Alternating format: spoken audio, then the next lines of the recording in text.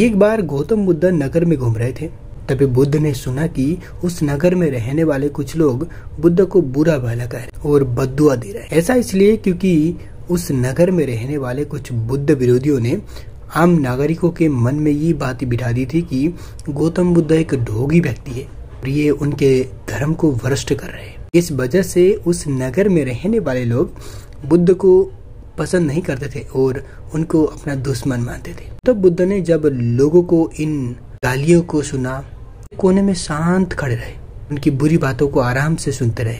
इस दौरान बुद्ध ने कोई प्रतिक्रिया नहीं दी।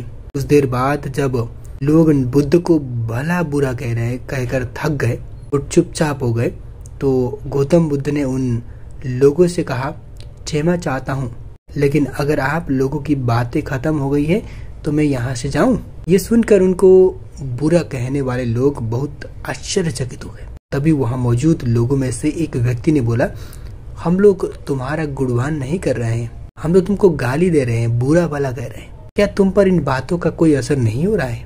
उस व्यक्ति की बात का जवाब देते हुए गौतम बुद्ध ने कहा, आप सब चाहे मुझे कितनी भी गालियां दे या कितनी भी बुरा कहे, मैं इन्हें खुद पर नहीं लूंगा, क्योंकि मैं जानता हूं कि मैं कुछ गलत नहीं कर रहा हूं। इसीलिए इन बातों को जब तक मैं स्वीकार नहीं करता तब तक इनका मुझ पर कोई असर नहीं पड़ रहा। गौतम बुद्ध ने आगे कहा, जब मैं इन गालियों और बुराइयों को अपने ऊपर लूंगा ही नहीं तो निश्चित तौर पर आपके पास ही रह जाएगी और मुझ पर असर करेगा ही नहीं। गौतम बुद्ध की कहानी से हमें ये शिक्षा मिलती है कि अगर आप गलत नहीं है तो किसी की गलत और नेगेटिव बातों का असर कभी भी खुद पर नहीं लेना चाहिए।